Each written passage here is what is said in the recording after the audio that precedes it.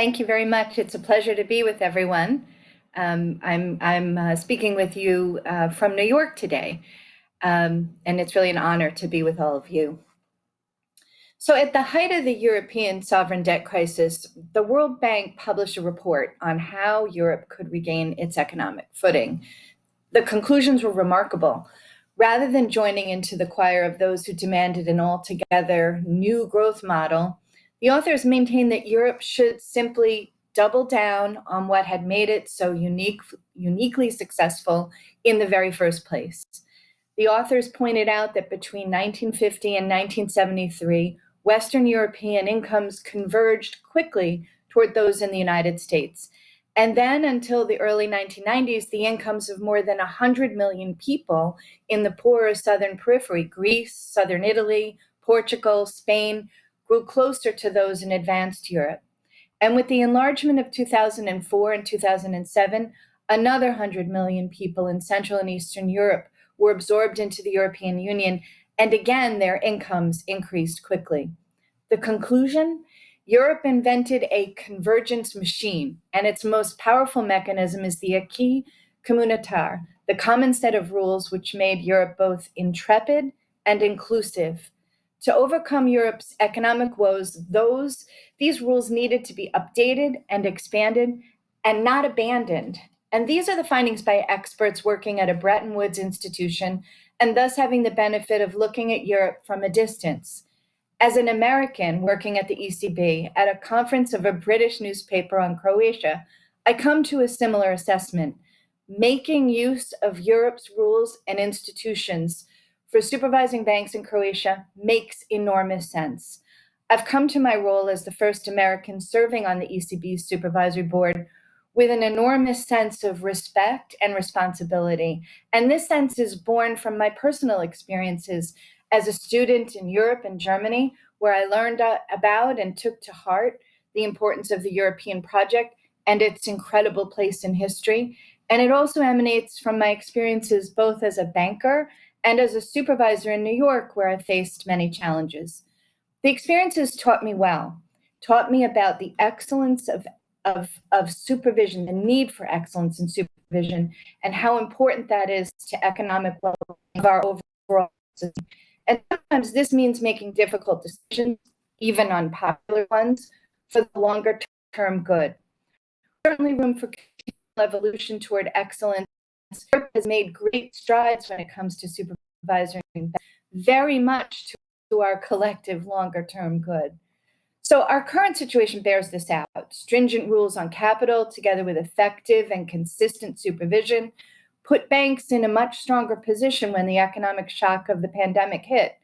And the swift and the unified supervisory response to the shock has contributed so far to avoiding excessive procyclicality. Such a response would simply have been unthinkable before the SSM. Not only did we manage to curb excessive procyclicality, fragmentation of financial conditions were contained as well. And so, in marked contrast to the great financial crisis, there's been no rise in the dispersion of comparable lending rates across the banking union. And by this measure, banking market integration hasn't taken a hit induced by the pandemic. With the establishment of close cooperation between the ECB and the Croatian National Bank, the HNB is in a position comparable to all NCAs of the member states participating in the SSM, and it joins in this unified and very, very critically important supervisory approach. And since the 1st of October last year, the ECB has been in charge of the direct supervision of the Croatian significant institutions and the common procedures for all supervised entities, as well as the oversight of the less significant institutions, which are continuing to be directly supervised by the HNB. Colleague Martina is a valued member of the supervisory board with the same voting rights and obligations as all the members. HNB representatives also participate in the SSM network. The difference in the adoption of supervisory decisions in close cooperation is that ECB legal acts, including the supervisory decisions that are addressed to the banks, don't have a direct effect in member states outside the euro area. So the ECB does not address any supervisory decisions to the banks established in Croatia, but instead sends instructions, guidelines, requests, recommendations to the HNB, which in turn adopts the necessary national supervisory measures with respect to the banks.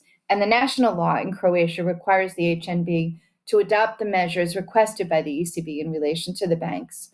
So in times of heightened uncertainty, as during the pandemic we're all experiencing, especially now, close cooperation has the potential to instill additional confidence in the Croatian banking system.